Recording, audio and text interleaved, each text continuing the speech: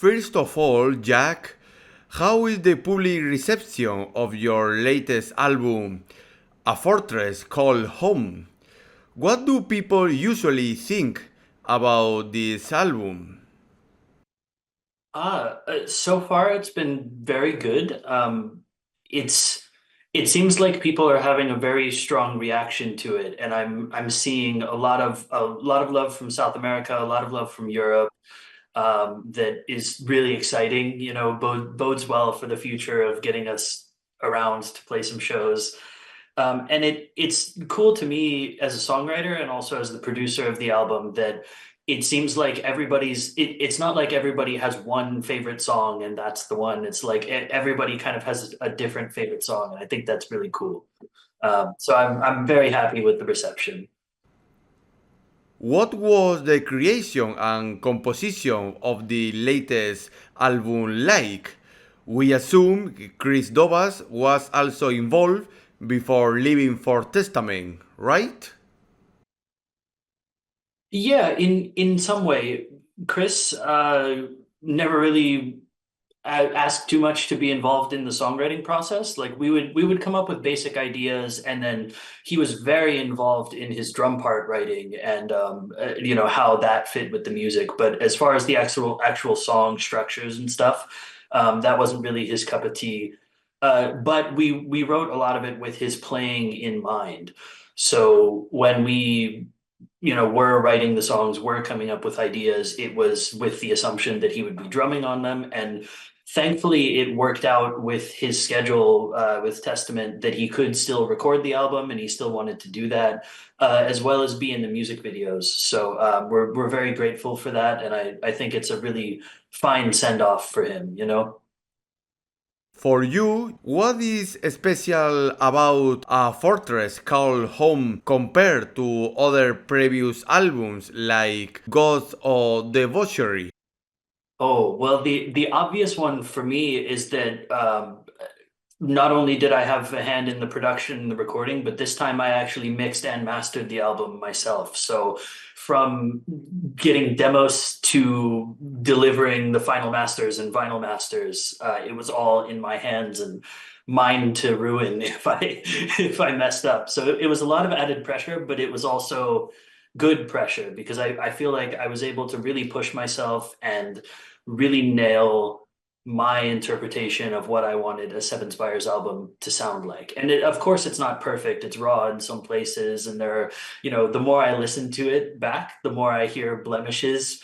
But that's any album. And I'm just really very proud of it and happy that I got a chance to do that with this one specifically. For you, Jack, being an expert guitarist, do you follow any Oh. daily rehearsal routine, like techniques, exercises, training?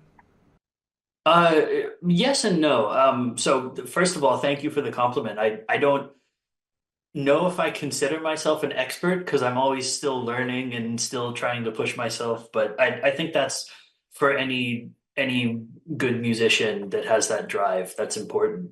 I don't do daily technique practices the same way I used to in my early years or when I was in school, because I put in so many, 8 to 10 hour days drilling scales and getting my technique up and stuff. And now it's sort of, how fast can you play or how technical can you be before it starts to have diminishing returns. And my focus more now is being able to have the technique to play cool parts that I want to write. So that's where some of the technique practice comes in. Like the first full song on the album, Songs Upon Wine-Stained Tongues, has a really crazy riff in it that was really difficult to play when I was coming up with it and difficult to record. But I'll spend a lot of time practicing those kind of parts and also practicing, over preparing being able to play the songs so that when we play live, I can focus on putting on a show and running around and, flicking people's foreheads in the front row. If we're not mistaken, Seven Spires was formed when you and Adrien were studying at the same center. Berklee College of Music. What motivated you or led you to create the band? Oh yeah, you're absolutely right. That's how Adrienne and I met during her first semester at Berkeley. We met in the bookstore buying our textbooks for the semester. And I think, like Def Leppard was playing on the radio and she was wearing a Nightwish shirt, and like we immediately kind of clocked each other as like, you know, that's my type of person. And I waited around for until after she was done checking out to like, exchange information and get her business card and stuff. And she basically said like, I have this music, I want to start a band. It's in this symphonic metal vein, very theatrical.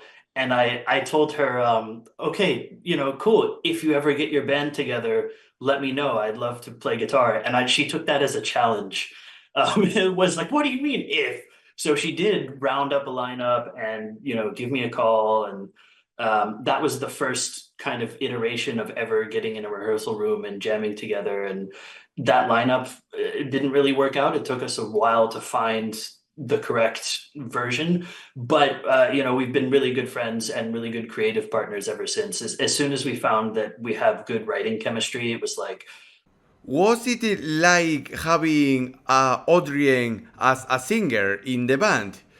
We seen her collaborate with Tobias Sammet on Avantasia, and her voice is incredible. yeah, I mean, this is my favorite thing to talk about in the world. I love working with her, and I love being a part of that. Really inspiring aura and persona that she brings to everything she does. She's got not only an incredible voice and can sing in so many styles, but also, and the thing that makes me feel most lucky is that her creative spirit and output is like so genuine and so great. So being able to contribute to that and be a part of bringing the best version of her ideas to life is something that I value a lot. And so it's just great. Like, and as a recording engineer, like throwing a microphone up and having an idea and asking the question, oh, do you think you could sing it this way? The answer is always yes. So it's great. It's like having a Swiss Army knife, but like an excellent Swiss Army knife. What memories or anecdotes can you tell us about the early years of Seven Spires? Did you have many difficulties to overcome in those years? Yeah, there's a ton of stuff. I mean, the first obvious one is finding the right rest of the band that comes to the table at the same quality as we do musically, and also we get along with personally and professionally. And it took us a little while to find Peter Dorena and Chris Dovis, and Chris was with us for 10 years, and we were like family up until that point, and we still kind of are, but like any family, and especially any young people growing from your teenage years into now our late 20s, there are a lot of hurdles, and it can be difficult sometimes as you have different experiences and get different perspectives. And so it's, sometimes we butt heads, sometimes we have issues, falling outs and stuff. But I think that, we all, it's really important at the end of the day, and keeping it going is important to all of us.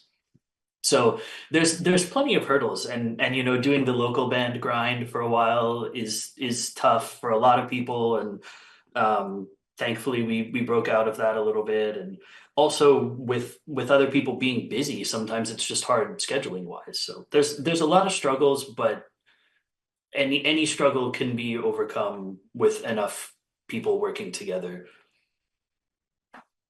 How do you evaluate the musical evolution of Seven Spires since its creation about 10 years ago until now? Ooh, that's a good question. I think the goal has always been the same, and that's to create, like, write songs that stand on their own but that are also part of a bigger concept, and each of these things has to be the most complete version of what it wants to be. It's almost like we need to get out of the way of the song a little bit. And I think that's cool. You know, sometimes things want to be fast, aggressive, loud, dense, insane.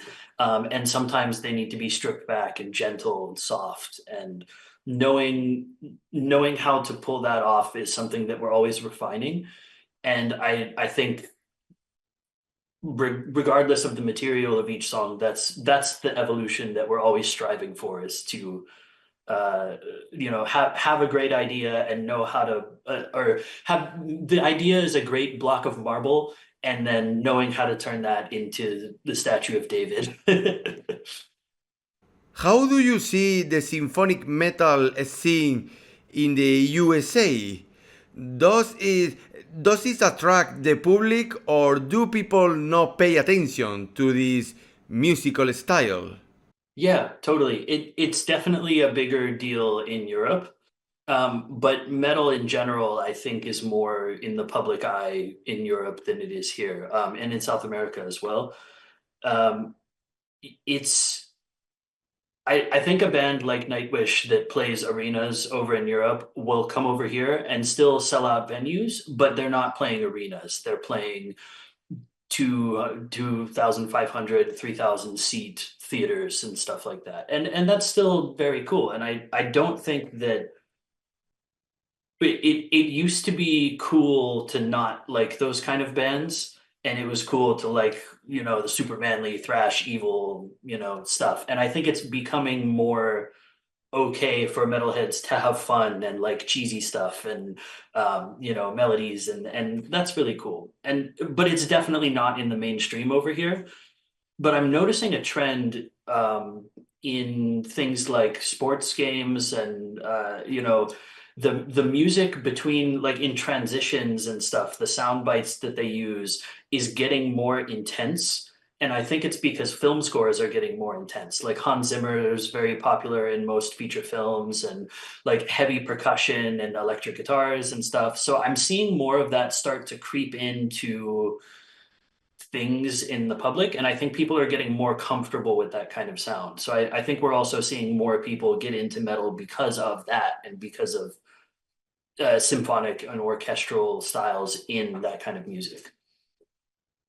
Do you find it difficult to compose music? What inspires you to create your songs? It can be very difficult, and it can also be very simple. It depends. When you're writing heartfelt music and you're emotionally invested in what you're doing, there's there's always a higher risk of conflict, and the stakes are higher. So sometimes it can be scary to write what the song needs to be, or finish something in a certain way, because what are people going to think? What am I going to think? How do I feel about this? And it's increasingly challenging to navigate that the truer we get to ourselves artistically. So and it's cool. We've done a lot of albums kind of in the same way, like born of pain and grief and all of these bittersweet memories and things like that. And I think we're exploring the idea of transitioning into doing more seeing what happens if we become happy and then make happier music, and how that sounds for us. um and that's just an idea that's floating around at the moment, but I think it's a cool one that we're gonna check out. This is a very hard question for you, Jack. From Seven Spires, which album do you like the most? Oh, it always the newest one. It's I love them all dearly. It's like, which of your children do you love the most? Like, all of them. But the most exciting one for me to enjoy right now is the newest one, because it's fresh, and I think it's the best we've ever done at the moment. Um, but I really enjoy all of them. I actually I don't know how, there was a reason that I needed to listen to some alternate masters for the first album, Solveig, the other day, and I remember just sitting there thinking, like, this is still pretty okay. Like, this is good. You know, we were onto something even back then. And some of those songs, like Adrian wrote before we even met. So, like, that's crazy to me. Like 12, 13 years ago or something like that. And it still holds up in a way. And we make little harder, more little harder. Any song that is special to you about your entire discography of Seven Spires? Oh, again, all of them. Like they're all very personal in their own way. One there are a few that come to mind. The first one would be Emerald Necklace from the new album. It's a ballad, very heartfelt about anticipatory grief, basically, of knowing that you're going to lose something that you really care about and mourning it before it's actually gone. Um, and that's a very special song that I love a lot. And there's another one called No Place for Us, which is a little more personal to me in a way, even though I'm not really a lyrical writer or anything like that. So, but that's another one that I resonate with a lot. So that's my answer today. After releasing A Fortress Called Home, what future plans are there for Seven Spires? Collaborations, live recordings, new songs, tours? Yeah, I think we're working on figuring that out right now as well. You know, it's been a busy and kind of transitional year for a lot of us in our personal lives. And I think that you know, the next couple of times we sit down and have meetings is going to be figuring out where we want to put our focus right now. And at least I think it's important to start touring this record and maybe hit some places we haven't before, and of course start working on new music as early as possible, because it always takes forever to get those things out. You know, you want to have stuff in the pipeline so that you're not waiting for like 3 years for the next album. With this fourth album, will there be any possibility of coming to Spain on tour? What do you like more, playing in small venues or big festivals? Yeah, I really hope we can come to Spain on tour. Spain's a beautiful country. I've been on vacation there at least once, and I love the food as well. So yeah, the sun is good. I live in South Carolina over here, so I'm like right close to the beach, and I get lots of sun. So it's you know, usually I gravitate towards colder places for my off time, but you know, Spain is definitely an exception because it's so beautiful. But to answer your other question, I think there are really cool things about both small venues and larger shows. I really enjoy festivals for the reasons that everybody enjoy festivals. You know, it's big. There are so many people. It's the community is great, and usually there are systems in place that make it really easy for artists at those festivals to just, you know, walk up, grab our instruments and play. It's not like being on smaller tours where we're running around doing a million different things, you know, setting up the stage ourselves, doing meet and greets, like all this crazy stuff. So it's a little easier in that way. But I think the cool part for me about playing smaller shows is that I can, you know, we can finish our show, I can take a shower, and then we can come out and talk with the fans and hang out a little bit and sign stuff, take photos, and just actually get to meet new people. And you know, everybody always has a really nice story about how they found us or what the music means to them, or their friend got into metal because of us, and like that stuff, you know, really genuinely excites me, and I love hearing that. So I like both, and I want to keep doing both. The last question, Jack and Seven Spires, is very easy compared to the other hard questions. This is finally any message for your fans and audiences who have heard your new album and hope to see you soon, especially in Spain, for an example? Yeah, I have a very nice answer to this question in general, and I think that's thank you for listening. Thank you for enjoying our music. If you like us enough to want to see us play in your area, share our music with a friend that you think might like it. This kind of word of mouth recommendation to someone you know, someone you care about is more powerful than any Facebook ads we can run or, digital marketing stuff. Like there's nothing like someone you know recommending a song to you. And I think that is what helps us the most to start building a fan base that's enough that we can travel to you and play shows. So other than that, see you soon. With this, Jake and Seven Spires, we end the interview and we look forward to hearing from you shortly.